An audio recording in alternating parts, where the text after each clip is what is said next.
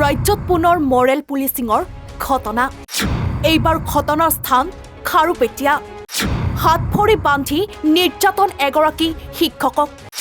গোচৰ নিদিয়াৰ বিনিময়ত ১.৫ লাখ টকাৰ ধন দাবী। দৈপাম আৰক্ষী চকীৰ অন্তৰ্গত দুলীয়াপাৰা গাঁৱৰ ছাইফুল ইছলাম নামৰ শিক্ষক এগৰাকীয়ে খাৰুপেটীয়া আৰক্ষী থানাৰ অন্তৰ্গত ছেকেণ্ডতলা গাঁৱত এখন ব্যক্তিগত খণ্ডৰ বিদ্যালয় স্থাপন কৰি পাঠদান দি আহিছে।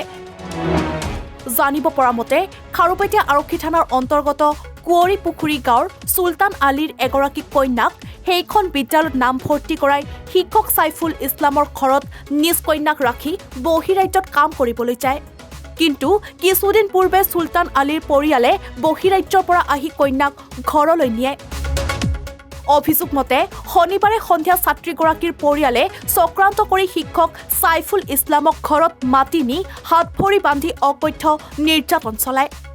অৱশেষত খাৰুপেটীয়া আৰক্ষীৰ এটা দল ঘটনাস্থলীত উপস্থিত হৈ শিক্ষকগৰাকীক উদ্ধাৰ কৰি থানালৈ লৈ যায়। গোচৰ নিদিয়াৰ বাবে ১.৫ লাখ টকা ধন দাবী কৰে চুলতান আলীয়ে। দাবী কৰা ধন নিদিয়াৰ বাবে থানাত গোচৰ দাখিল কৰে চুলতান আলীয়ে। উক্ত গোচৰৰ ভিত্তিত শিক্ষক ছাইফুল ইছলামক আৰক্ষীয়ে জেললৈ প্ৰেৰণ কৰে। ইফালে ছাইফুল ইছলামৰ পত্নীয়ে মৰেল পুলিচিং আৰু ধন দাবী সন্দৰ্ভত এখন এজাহাৰ দাখিল কৰে যদিও আৰক্ষীয়ে উক্ত গোচৰটো পঞ্জীয়ন নকৰাৰ অভিযোগ উত্থাপন কৰে। এই ঘটনাই তীব্ৰ প্ৰতিক্ৰিয়া সৃষ্টি কৰিছে সমগ্ৰ অঞ্চলটোত। ঘটনাৰ সঠিক তদন্তৰ জৰিয়তে দোষীক উপযুক্ত শাস্তি প্ৰদান কৰাৰ দাবী তুলিছে ছাইফুল ইছলামৰ পৰিয়ালে। ২ বছৰ হ'ল ছেকেণ্ডতলা অসম ইডিগাৰ নামৰ এখন জাতীয় বিদ্যালয় খুলিছে আৰু সেই ছাত্ৰীজনী সেই স্কুলৰে ছাত্ৰী আৰু এই ছাত্ৰীজনীয়ে তেওঁক হোম ভিজিটৰ নামত মাতি আনি তেওঁক লগত হোম ভিজিটৰ মাতি অনাৰ পিছত সিহঁতে কিন্তু আগতে বস্তুটো প্ৰি প্লেনিং কৰিছে। প্ৰি প্লেনিং কৰি কেনে তেওঁক বান্ধি মাৰপিট কৰি এটা চক্ৰ তাৰ লগত জড়িত আছে, এটা গ্ৰুপ আছে ছোৱালীজনৰ দেউতাকৰ লগত। সিহঁতে বান্ধি মাৰপিট কৰি কেনে ভিডিঅ' ৰেকৰ্ড কৰি ভিডিঅ' ৰেকৰ্ডটো ছ'চিয়েল মিডিয়াত ভাইৰেল কৰি সিহঁতে ধন দাবী কৰিছিল। ধন দাবী কৰাৰ ফলত আমি ধন নিদিয়াৰ ফলত সিহঁতে এজাহাৰ দিয়ে। সিহঁতে প্ৰচেষ্টা চলাইছিল তাক মাৰি পেলোৱাৰ, কিন্তু আমি গম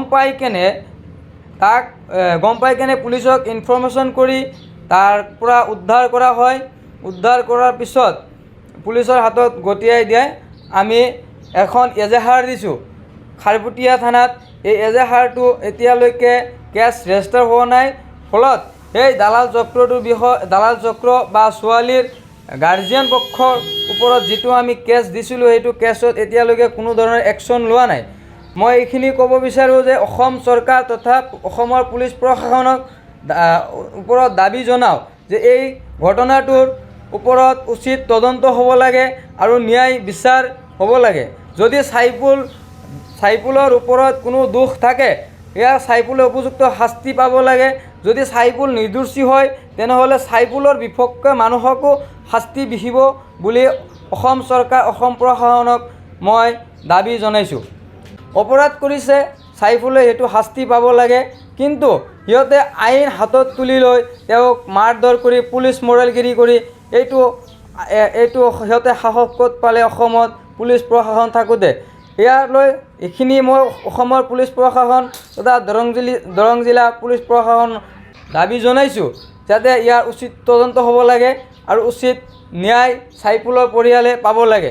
খাৰুপেটীয়াৰ পৰা খয়বৰ মণ্ডলৰ প্ৰতিবেদন এনিফাৰো 24।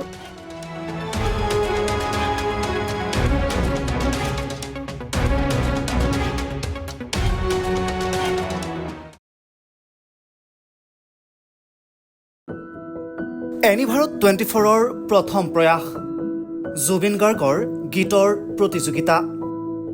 জুবিনৰ গানে কি আনে।